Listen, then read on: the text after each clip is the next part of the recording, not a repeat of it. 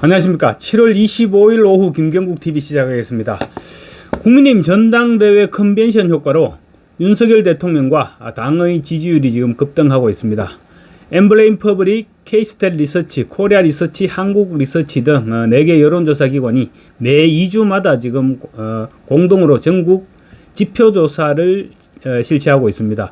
지난 22일부터 24일까지 3일간 공동으로 실시한 이번 조사에서 윤석열 대통령 지지율은 2주 전보다 4%포인트 급등한 30%를 기록했습니다.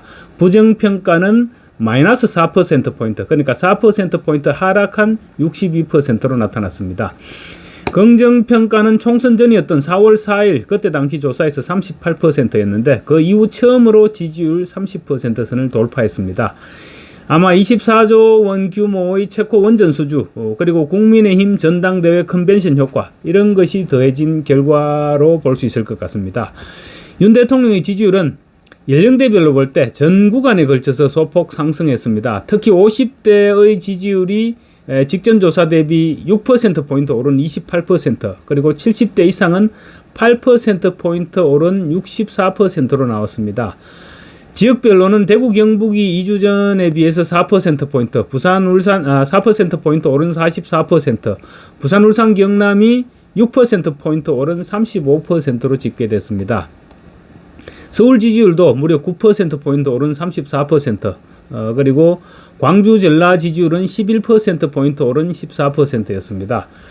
국민의힘 지지율은 전당대회 컨벤션 효과로 2주 전보다 6%포인트 급등한 36%로 나타났습니다.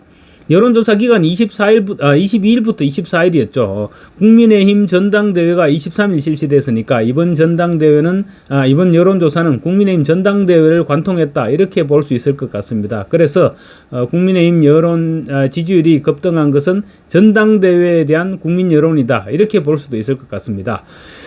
특히 여론조사와 당원 투표에서 한동훈 후보가 압도적인 지지를 받아서 대표에 당선됐죠. 그래서 한동훈 대표 체제가 출범했는데 이 부분에 대한 여론의 반응이다, 이렇게 봐도 큰 무리는 없지 않을까 싶습니다. 반면 민주당은 지역별 순회 전당대회가 지금 한참입니다. 그런데도 불구하고 역컨벤션 효과로 지지율이 하락하면서 양당 간 지지율 격차가 지금 두 자릿수로 크게 벌어졌습니다. 이번 조사에서 민주당은 2주 전보다 오히려 2%포인트 하락한 25%를 기록했습니다. 그래서 국민의힘이 36%였으니까 지지율 차이는 11%포인트로 두 자릿수로 벌어졌습니다. 지난 7월, 그러니까 2주 전 7월 2주차 여론조사에서는 양당의 차이는 3%포인트에 불과했습니다. 민주당의 전당대회가 북한 노동당이나 다름없는 이재명이 90%가 넘는 그런 득표로 독주하고 있는 데 대한 국민들의 반감이 적지 않게 작용했다, 이렇게 볼 수 있지 않을까 싶습니다. 또 친명일색인 최고위원 후보, 그리고 이재명 찬양에 급급한 최고위원 후보들의 선거운동, 이런 부분들도 지지율 하락에 상당한 영향을 끼쳤다고 볼 수 있을 것 같습니다. 이 같은 지지율 격차 11%포인트 차 격차는 총선 이후 처음입니다. 조국 혁신당 역시 지난 20일 전당대회를 통해서 99.9% 찬성이라는 정말 공산주의 정당 뺨치는 찬성률로 조국을 신임 대표로 선출했습니다. 아마 이런 부분 역시 조국 혁신당의 마이너스 요인으로 작용했는 것 같습니다. 조국 혁신당 지지율이 2주 전보다 4%포인트 떨어진 9%로 이제 조국 혁신당의 지지율은 한 자릿수로 추락했습니다. 특히 이재명에 대한 지지율도 지금 하락 중인데 호남 지역에서의 이재명 지지율이 50% 초반으로 기록되고 있습니다. 지금 이재명 후보는 권리당원들 투표에서는 90% 이상의 지지를 받으면서 사실상 희낙낙하면서 선거운동을 하고 있습니다. 그런 이재명에게 호남 지역에서 50% 초반의 지지율은 아마 굉장히 충격적인 소식이 아닐까 싶습니다.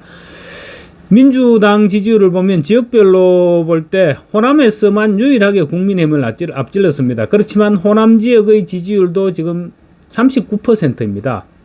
호남에서 민주당의 지지율이 30%대로 추락한 것은 아마 굉장히 오래전의 일일 것입니다. 호남 지역에서는 조국혁신당도 19%의 지지를 받아서 민주당이 30%대로 추락한 것은 조국혁신당의 영향도 없지는 않을 것입니다.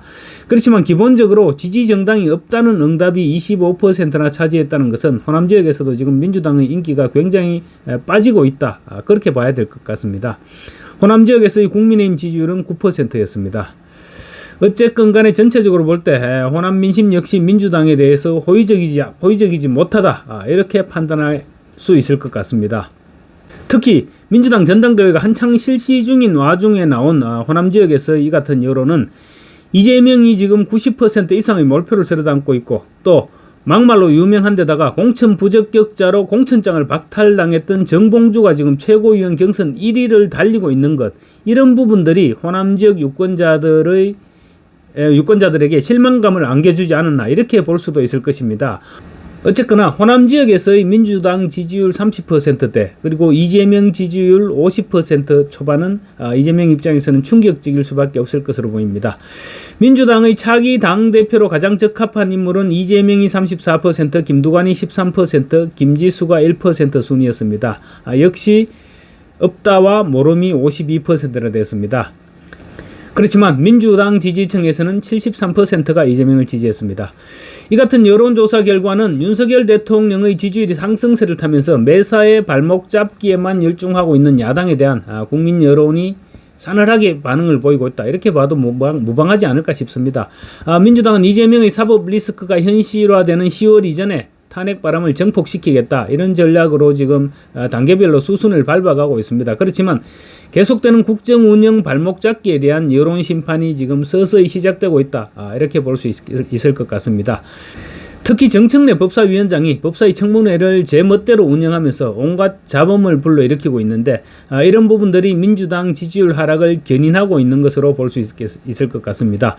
민주당은 특히 전당대회가 역컨벤션 효과를 불러일으키고 있다는 사실에 주목하고 있습니다. 특히 이재명 대표는 공천 부적격 대상으로 공천을 철회시켰던 정봉주가 최고위원 경쟁에서 1위를 거듭하는 돌풍을 일으키자 지금 당혹함을 감추지 못하고 있는 것으로 전해지고 있습니다.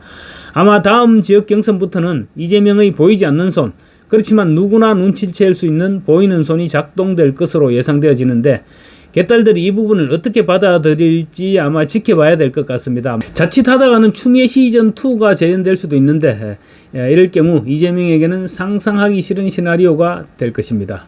감사합니다.